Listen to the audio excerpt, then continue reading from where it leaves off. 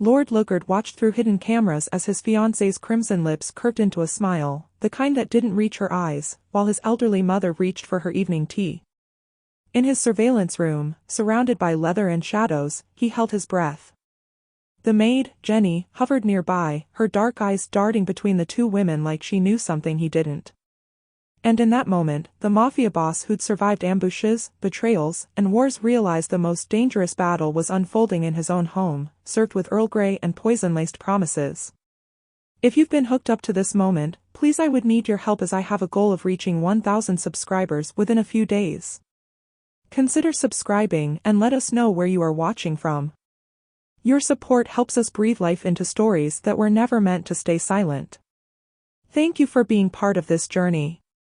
Now, let's dive back into the story. The crystal tumbler felt cold against Lugard's palm as he swirled the amber whiskey, watching the surveillance feed on his study's wall-mounted screen. Most men in his position had security cameras to watch for enemies at the gate. He'd installed his to watch the enemy he'd invited to share his bed. Isabella moved through the frame like a dancer, all grace and calculated precision. Her red dress clung to curves that had once distracted him from seeing what Jenny had noticed months ago, the tightness around his fiancée's mouth whenever Rosa entered a room, the way her fingers tensed on her wine glass, the phone calls that ended mid-sentence. "Sir, I think someone is trying to kill your mother." Jenny's words from 3 nights ago still echoed in his skull. He dismissed her initially, paranoia, jealousy even. The help sometimes got territorial about their employers. But Jenny wasn't the territorial type. In 3 years, she'd been damn near invisible, which in his world meant she was either exceptionally good at her job or exceptionally good at hiding something. So he'd done what he did best, he'd investigated. The pills in Isabella's purse matched a batch his contacts in the pharmaceutical underworld had flagged, untraceable cardiac accelerants, the kind that made elderly hearts simply stop. Natural causes, the coroner would say. Tragic, people would murmur at the funeral. And Isabella would play the grieving almost daughter-in-law beautifully. His jaw clenched. On screen, Isabella handed his mother a teacup, her smile painted on like the makeup that covered whatever ugliness lived beneath. Lugard had built his empire on reading people, on knowing when someone was lying before they'd finished their first sentence. How had he missed this? Love, he thought bitterly, made men stupid. He'd wanted to believe the fairy tale, that a woman like Isabella could want him for more than his money and power. Jenny appeared in the frame, her standard black and white uniform pressed crisp as always. She moved to collect dishes, but her gaze fixed on that teacup with an intensity that made Lugard lean forward. His mother, Rosa, sat in her favorite armchair, the blue velvet one she'd owned since Lugard was a boy. Her white hair caught the afternoon light streaming through the French windows.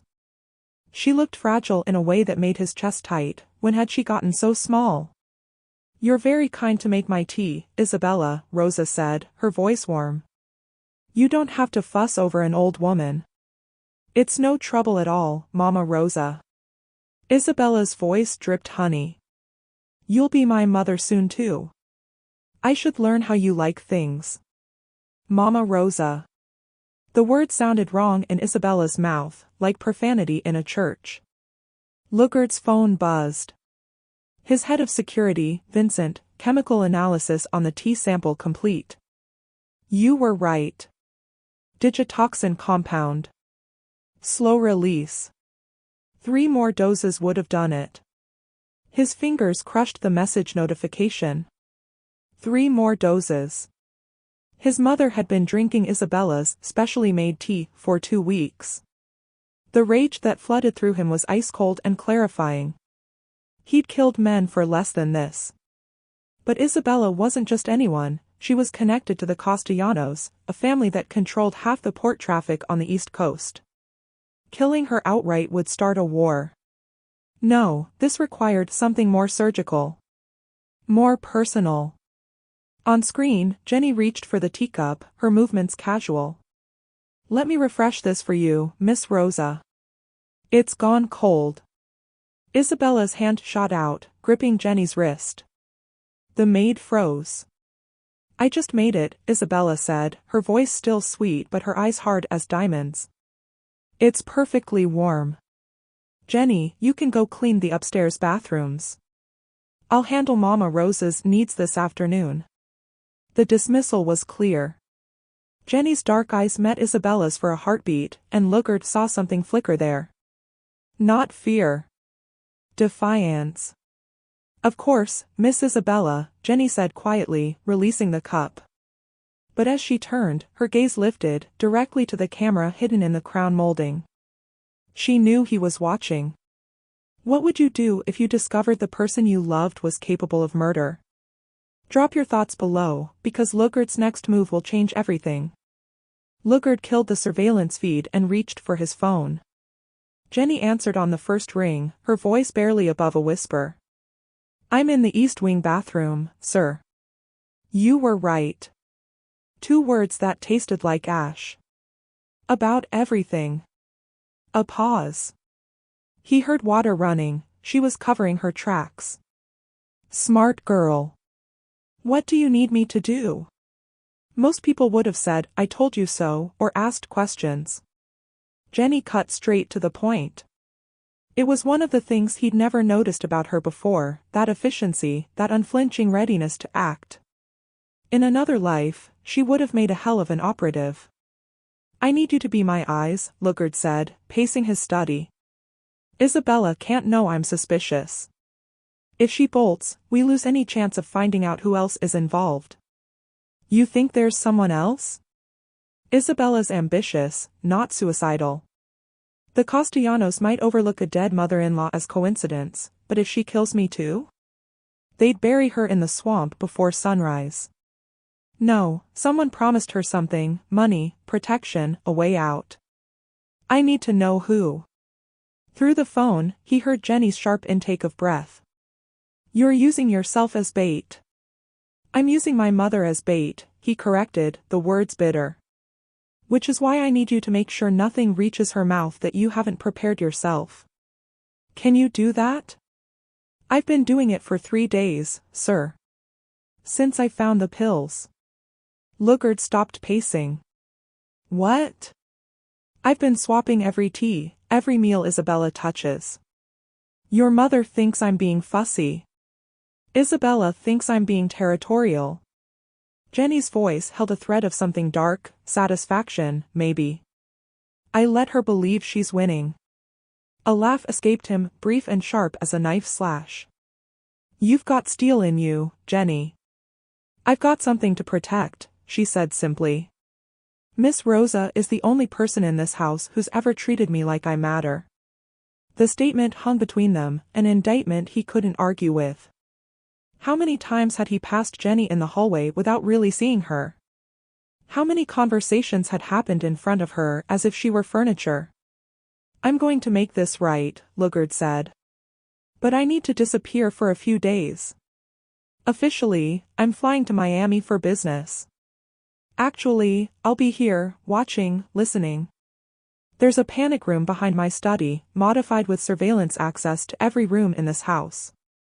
You want Isabella to think she's alone with your mother. I want Isabella to get comfortable. Comfortable people make mistakes. He moved to his desk, pulling out a burner phone from the locked drawer. I'm having Vincent bring you a secure phone. If anything happens, anything at all, you contact me directly. Not security, not Vincent. Me. Understood. Jenny. He hesitated, the next words foreign on his tongue. Thank you. To protect her. The line went quiet for so long he thought she'd hung up. Then, she told me once that she wished you'd find a good woman.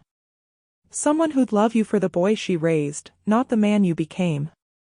I should have known Isabella wasn't that woman. The observation landed like a punch. Rosa had said something similar to him last month, her weathered hand patting his cheek. He dismissed it as maternal worry, not prophecy. Help me catch her, Lugard said, his voice dropping to the register he used when ordering hits. And I promise you, Jenny, Isabella will pay for every moment my mother spent drinking poison meant to kill her. Good, Jenny whispered. Because mercy is overrated. The line went dead, and Lugard found himself smiling. The maid had teeth after all. The Miami business trip was announced at dinner. Isabella's face was a masterclass in concerned fiancé. Her hand flew to her chest, her emerald eyes widened just enough to seem worried but not desperate. 3 days, she asked, setting down her fork with delicate precision. But darling, your mother's birthday party is this weekend. You promised you'd be here. Lugard cut into his steak, not looking up. Victor Castellano doesn't wait for birthday parties. If I want the harbor deal, I fly when he says fly. At the mention of her family name, Isabella's spine straightened imperceptibly. Rosa, seated at the head of the table in her customary place, reached over to pat Isabella's hand. He'll be back in time, dear. My son never breaks his promises.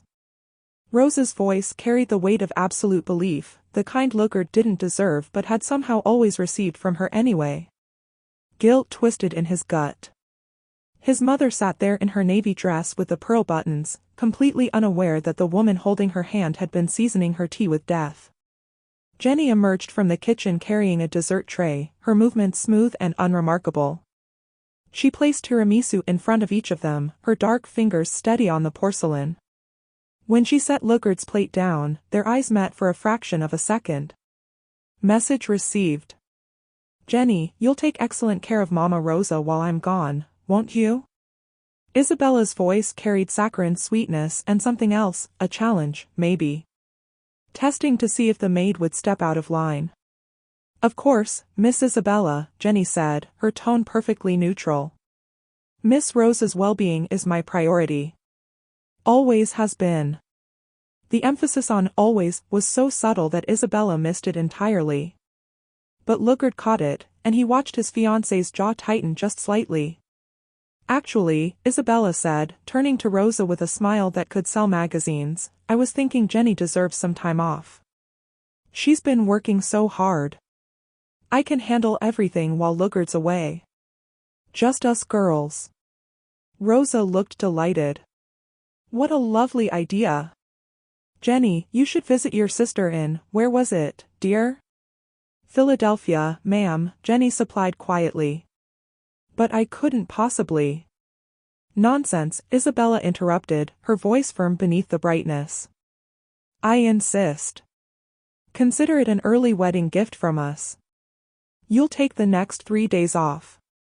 Lugard's hand tightened on his fork. Clever. Isabella was removing the only obstacle between her and Rosa. If Jenny refused, she'd seem ungrateful, suspicious. If she accepted, Rosa would be defenseless. He needed to intervene without revealing his hand. Actually, I need Jenny here, Lugard said casually, sparing a piece of steak. She's the only one who knows where I keep my offshore account documents. I'll need her to courier some files to Miami tomorrow. Isabella's smile fractured at the edges. Surely Vincent could. Vincent's busy vetting the new security protocols. Lugard finally looked at his fiancée, his expression bored and final. Jenny stays. She can take time off after the wedding. The word wedding hung in the air like a grenade with the pin pulled. Isabella recovered quickly, laughing that crystalline laugh she perfected. Of course, darling. Whatever you need. Her hand found his across the table, squeezing gently. Her engagement ring, a 5-carat diamond he'd presented 6 months ago, caught the chandelier light. I just want everything perfect for when you return. Perfect. The word made his skin crawl.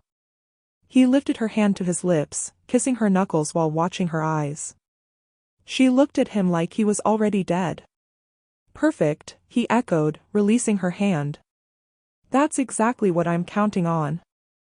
The panic room smelled like steel and recycled air. Lugard had designed it 5 years ago as a last resort during territorial wars, bulletproof walls, independent ventilation, enough supplies to survive a siege. He'd never imagined he'd use it to spy on his own home. 23 screens glowed in the darkness, each displaying a different room. Kitchen. Hallways. His mother's bedroom. The surveillance system he'd installed under the guise of security now served a darker purpose. He'd left for Miami at dawn, Vincent driving him to the airport in full view of the estate's staff. But instead of boarding his private jet, Lugard had doubled back through the service tunnels, passages built during Prohibition that his father had maintained for exactly these kinds of deceptions. Now, at 2 p.m., he watched Isabella move through his home like she owned it. She'd waited exactly 4 hours after his departure before dropping the devoted fiancé act. On screen 6, she paced the master bedroom, his bedroom, phone pressed to her ear. Lugard adjusted the audio feed. "Told you, 3 more days maximum." Isabella's voice had shed its honeyed coating, revealing something sharp and impatient underneath. "The old woman's constitution is stronger than expected, but Jenny's gone to courier documents. I have a clear window." Lugard's jaw clenched. Jenny wasn't gone, she was in the kitchen, preparing lunch under the watchful eye of screen 12. But Isabella didn't know the document's story was fiction, that Jenny had simply walked to the gate and returned through the garden entrance. "Don't lecture me about patience, Victor." Isabella's tone turned acid. "I've played the adoring bride-to-be for 6 months. I've let that criminal put his hands on me, pretended to care about his pathetic mother. Victor Castellano. Lugard's supposed business partner. The man he'd trusted to broker the harbor deal. The betrayal should have surprised him. It didn't. In his world, loyalty was currency, and everyone had a price. Once she's dead, suspicion falls away from me," Isabella continued, examining her manicure. "Elderly woman, weak heart, natural causes. Lugard will be devastated, vulnerable. That's when you approach him about selling the East Side territories. A grieving man makes poor decisions." Screen 8 showed Rosa in her sitting room, reading a book, completely oblivious. Her reading glasses sat perched on her nose, her slippered feet tucked under her favorite Afghan. She looked peaceful. Safe. She looked like a woman whose son had failed her. "The wedding?" Isabella laughed, cold and brittle. "Please. Once I have community property rights and Rosa's out of the way, Lugard's life expectancy drops significantly. Poor man, so heartbroken over his mother's death that he became reckless. Got himself killed in a deal gone wrong." Lugard's finger hovered over the panic button that would flood the house with his security team. One press and this ended now. But ending it now meant never knowing how deep the conspiracy ran. How many of his own people had been bought? How long had the Castellanos been planning this? "I need to go," Isabella said, her voice shifting back to sugary tones. "Rosa's asking for tea." "Yes, the special tea. By this time next week, darling, we'll control everything from the harbor too." A knock on the bedroom door. Isabella's head snapped up. "Miss Isabella?" Jenny's voice, muffled through the door. "Miss Rosa is asking for you." Isabella's expression curdled before smoothing into porcelain pleasantness. "Coming."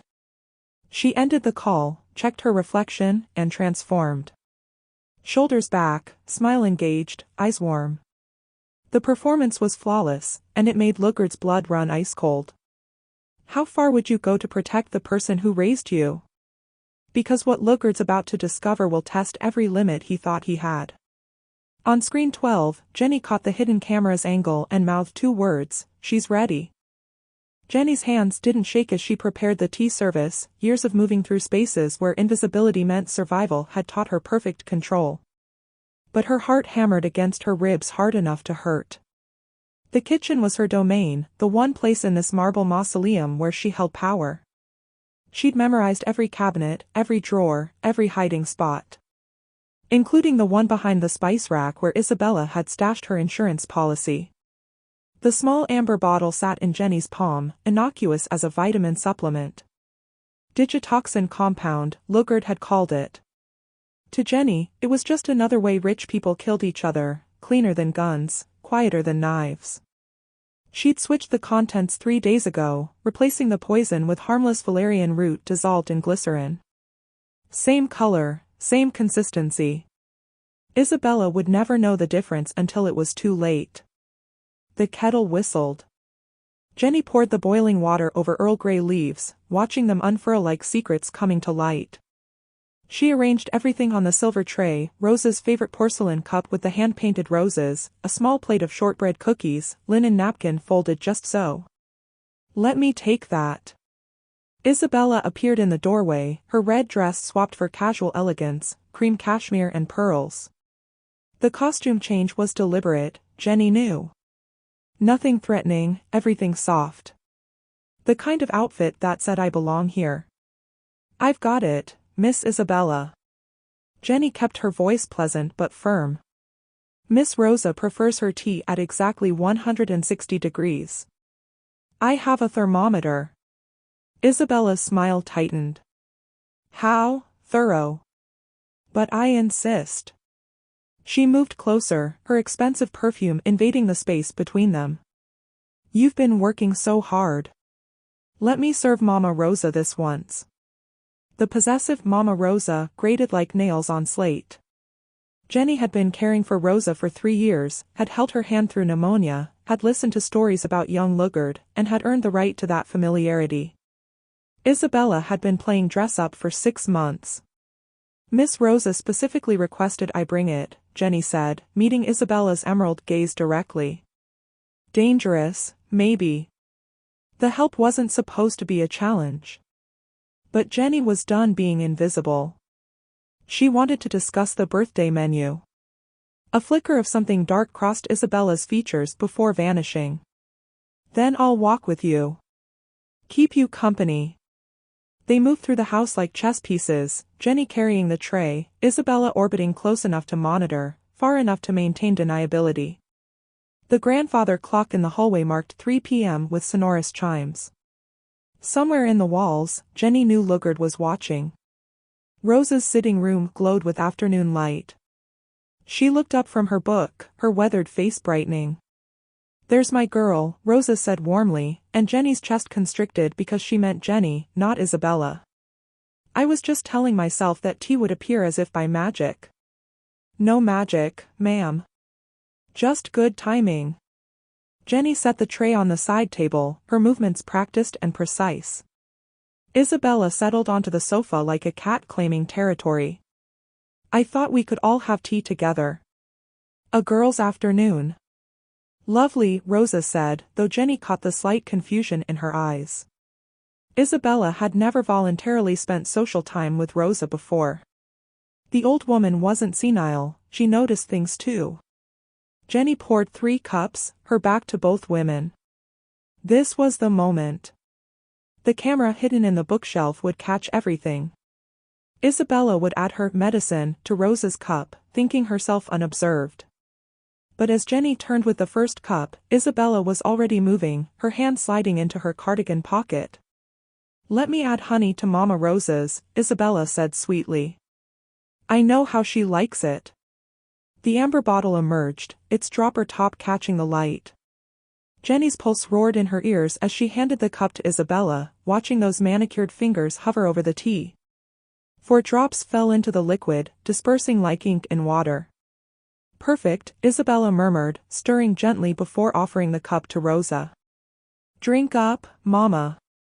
It'll help you feel strong." Rosa reached for it, trusting and grateful. And Jenny thought, now. Jenny's hand shot out, knocking the cup from Rosa's grasp. Porcelain shattered against hardwood, tea spreading across the floor like a bloodstain. "Oh my goodness!" Jenny gasped, her eyes wide with manufactured horror. "I'm so clumsy. Miss Rosa, I'm so sorry." "Jenny!" Isabella's voice cracked like a whip. She stood abruptly, her face flushed with barely contained rage. "That was incredibly careless." Rosa blinked at the spreading puddle, more confused than upset. "It's just a cup, dear. No harm done." "No harm?" Isabella's laugh was razor-sharp. "That was your grandmother's china. Irreplaceable." She turned on Jenny, and for a heartbeat, the mask slipped completely. Pure hatred burned in those emerald eyes. You know what? I think Lugard was wrong. You clearly need time off. You're exhausted, making mistakes. Jenny lowered her head, playing the role of chastened servant. I'm very sorry, Miss Isabella. It won't happen again. You're right. It won't. Isabella's voice dropped to something dangerous and soft. Because you're going to take the rest of the day off. Go to your quarters. I'll handle Miss Rosa's care personally. Isabella, Rosa interjected gently, that's not necessary.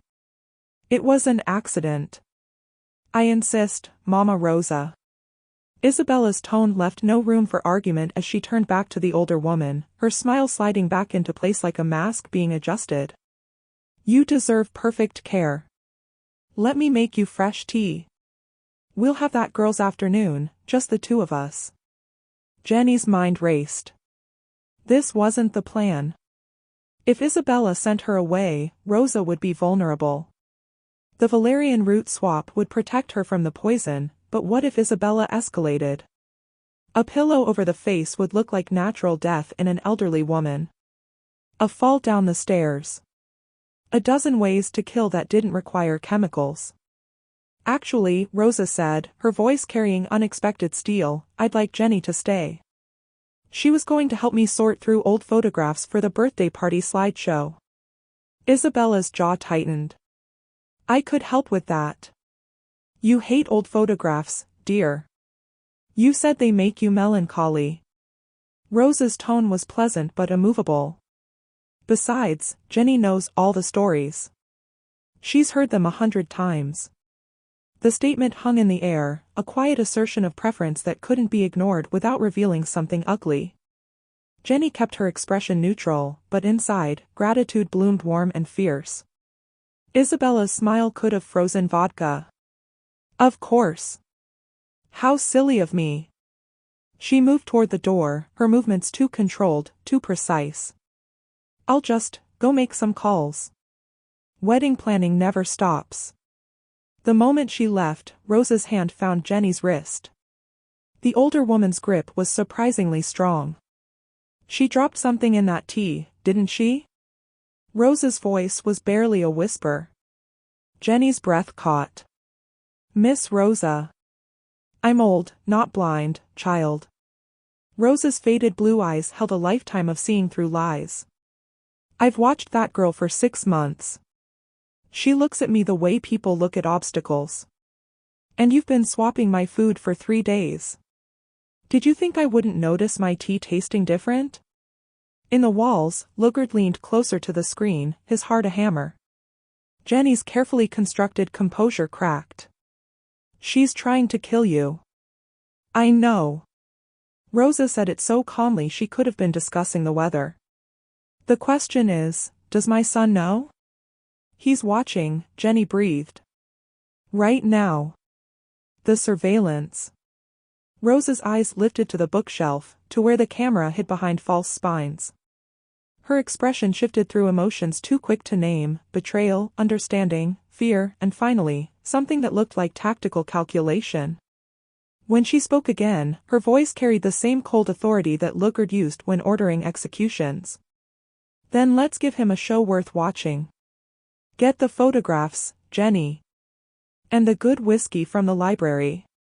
If Isabella wants me dead, she'll have to work much harder than a few drops of poison. When the prey becomes the hunter, everything changes. What would you do in Rosa's position, run, or stand your ground? Lugard watched his 73-year-old mother pour 2 fingers of whiskey into a tumbler with the steady hand of a woman half her age. On screen 8, Rosa and Jenny sat surrounded by photo albums, but neither was looking at the pictures. She'll come back, Rosa said, her voice clear through the audio feed. She'll want to know why the poison didn't work. Why I'm not clutching my chest, gasping for air. Jenny's hands twisted in her lap. We should call the police. You have evidence now. Evidence?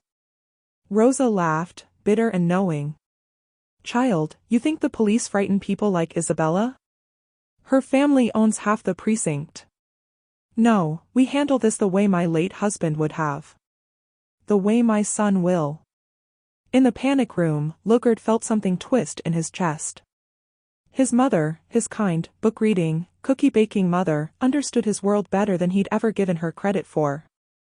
I never wanted this life for Lugard, Rosa continued, staring into her whiskey like it held answers.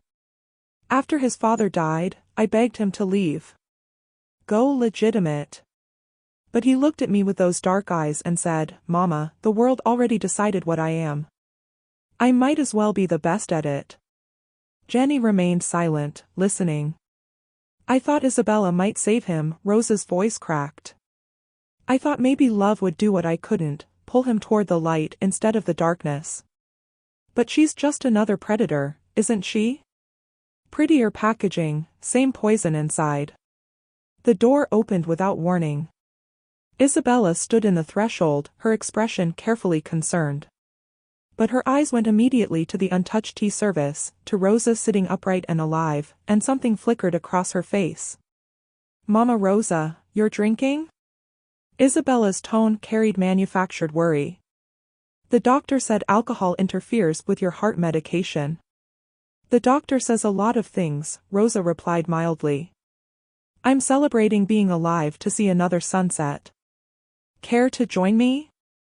The invitation was a landmine wrapped in politeness. Isabella's smile stretched too tight. I think I should call Lugard, Isabella said, pulling out her phone. You're acting strangely. Maybe the stress of the birthday party. He won't answer. Rosa set down her glass with deliberate precision. He's in meetings all day. You know how he is about Miami business. Still, as his fiancée, I should. As his fiancée, you should answer a question. Rosa's voice hardened like cooling steel. When did you decide to kill me? Before or after you agreed to marry my son? The air in the room crystallized. Jenny froze. Isabella's phone clattered against the hardwood floor. I don't. Mama Rosa, what are you? Isabella's performance was textbook shock, but her eyes gave her away. They'd gone flat and calculating. Don't insult my intelligence, Rosa said quietly. I was born into this world, girl. I know the smell of death, and it's been following you like cheap perfume since you walked through my door. Isabella's mask finally, completely shattered. The transformation was immediate, her posture shifted, her expression went cold and predatory. When she spoke, her voice held none of its usual sweetness. You bitter old woman. You've had 70 years. I'm 28 and I'm done waiting for men to give me what I can take myself. So it was before, Rosa said, almost conversationally. You were planning this from the start. Victor approached me 2 years ago. Said the Lugard territories were ripe for acquisition, they just needed the old guard eliminated. Isabella laughed, harsh and genuine. Your son was supposed to be the challenge. You were supposed to be easy. Jenny stood slowly, placing herself between Isabella and Rosa. Oh, the help has teeth? Isabella's hand slid into her cardigan. When it emerged, it held a small pistol, pearl-handled and deadly. How dramatic. In the panic room, Lugard was already moving toward the exit, but he knew with cold certainty he wouldn't reach them in time. On screen, his mother smiled, sharp and fearless. Shoot me, Rosa said. And explain the bullet hole to my son. I dare you.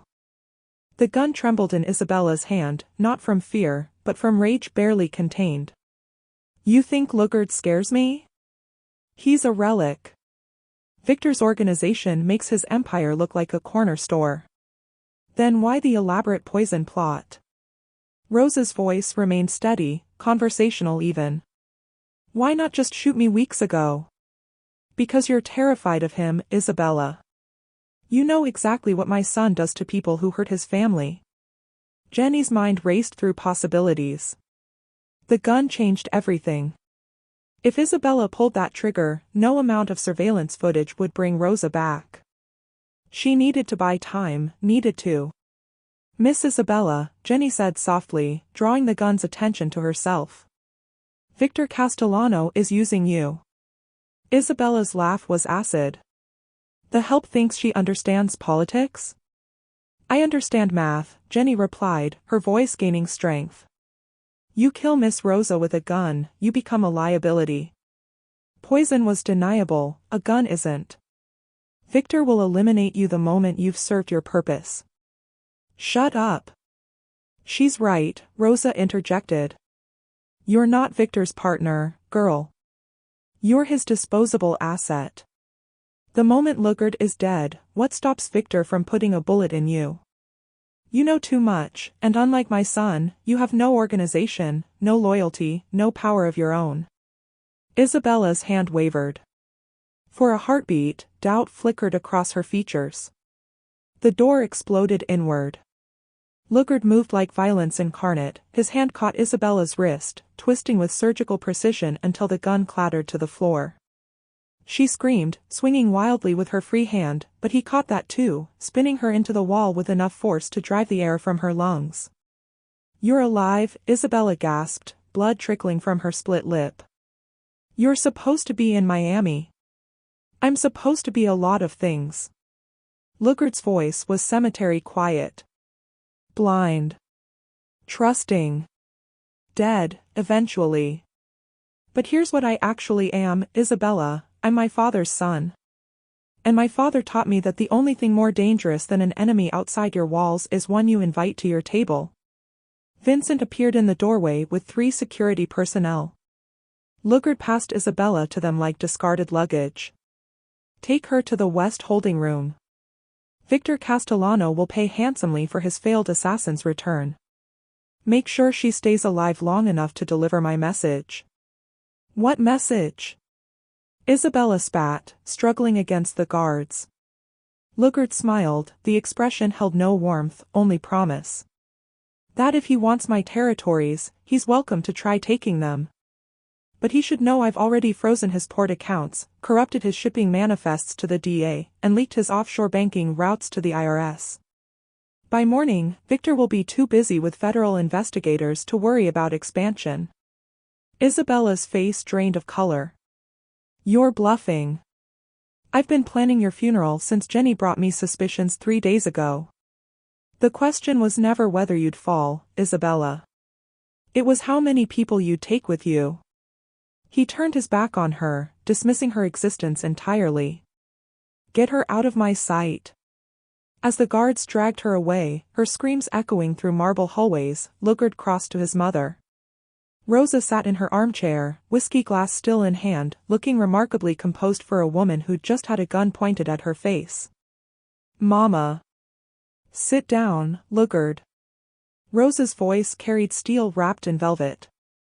We need to discuss your taste in women. And apparently, your surveillance system. Despite everything, the betrayal, the violence, the chaos, Lugard found himself obeying.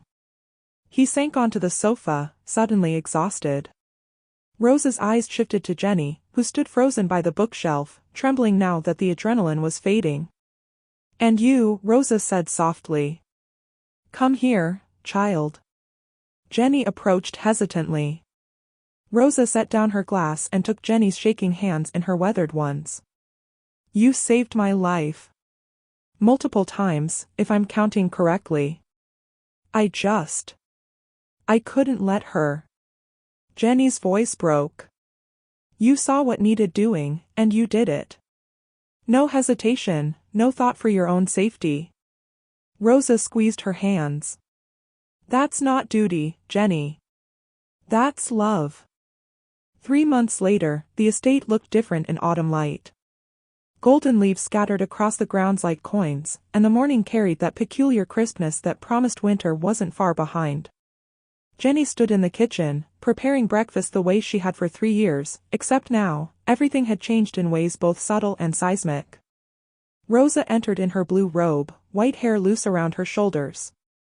Is that French toast I smell? With cinnamon, just how you like it. Jenny plated the food with practiced ease, but when she turned, Rosa was watching her with that knowing expression that still made her nervous. Sit with me, Rosa said. Not a request, a command softened by affection. They ate in companionable silence for a moment before Rosa spoke again. Lugard's been different since that day. Jenny kept her eyes on her plate. Yes, ma'am. Quieter. More careful. He interviews his own security now, did you know that? Personally vets everyone who enters this house. Rosa sipped her coffee. And he asks about you. Jenny's fork paused midair. Ma'am? Don't ma'am me, child. I have eyes. Rosa's smile was warm but pointed. He watches you the way a man watches something precious he's afraid will disappear. Heat flooded Jenny's cheeks. He's grateful. I helped protect you. Gratitude doesn't make a man rearrange his entire schedule to take breakfast in the kitchen instead of his study. Gratitude doesn't make him ask what books you're reading, what music you like. Rosa leaned forward. My son is falling in love with you, Jenny. And unless I'm completely blind, you feel something too. The words hung in the air between them, terrifying and thrilling in equal measure. Miss Rosa, I'm the help. He's a man who needs someone who sees him. Not his money, not his power. Him. Rosa's voice gentled. You think I don't know what it's like? I was a baker's daughter when I met Lugard's father. The family said I wasn't suitable. But he loved me anyway, and I loved him despite the darkness that came with his name. Footsteps in the hallway. Lugard appeared in the doorway, dressed casually in dark jeans and a fitted Henley, a far cry from his usual suits. His gaze found Jenny immediately, and something in his expression made her breath catch. Am I interrupting? He asked. Yes, Rosa said cheerfully, standing and collecting her plate. Which is perfect timing. I have garden club in an hour and need to change. Jenny, walk with my son. The autumn garden is particularly lovely today. Before Jenny could protest, Rosa had swept from the room, leaving them alone. Lugard moved closer, his presence filling the space between them. She's not subtle. No, sir. Lugard, he corrected softly. Just Lugard. You've more than earned the right to use my name, Jenny. She looked up, meeting those dark eyes that had once seemed so cold and distant. Now they held warmth, uncertainty, hope. I owe you everything, he continued. My mother's life. My own, probably. You risked yourself when you had no reason to trust me, when you'd seen enough of this world to know better. Miss Rosa is worth the risk, Jenny said quietly. She's the best person I've ever known. She's not the only one. Lugard's hand lifted, hesitated, then gently tucked a stray curl behind Jenny's ear. The gesture was so tender it made her chest ache. I've spent my life building walls, Jenny. Keeping people at distance. But you walked through every defense I had without even trying. I'm scared, she admitted. Of this. Of you. Of what people will say. Let them say it. His voice carried absolute conviction. I've made a lot of mistakes, Jenny. Isabella was just the latest in a long line of poor choices. But choosing you? Asking if you'd give me a chance to prove I can be more than what this world made me? That would be the first right thing I've done in years. The kitchen clock ticked. Somewhere in the house, Rosa was probably listening at the door. Jenny thought about all the months she'd been invisible, about the moment she'd decided Rosa's life mattered more than her safety, about the way Lugard had looked at her in that surveillance room, like she was brave instead of terrified. The garden does sound lovely this time of year, she said finally, her lips curving into a tentative smile. Lugard's answering grin transformed his entire face. He offered his hand, scarred from violence, steady with intent. Jenny took it. They walked through French doors into autumn sunlight, past the sitting room where a gun had been drawn and lives had nearly ended. Past the kitchen where poison had been prepared and thwarted. Into a garden where golden leaves fell like blessings, and two people who'd saved each other began the complicated, beautiful work of falling in love. Behind them, through the window, Rosa watched with satisfaction. She raised her coffee cup in a silent toast. Some stories ended in blood and betrayal. But this one ended in hope, in hard-won trust, in love that grew not despite the darkness but because two people had faced it together and chosen each other anyway. And in a world as brutal as theirs, that was the rarest victory of all. The end. Sometimes the person who saves us isn't who we expected, they're who we needed all along. When has someone unexpected changed your life? Share your story below, because every act of courage deserves to be remembered.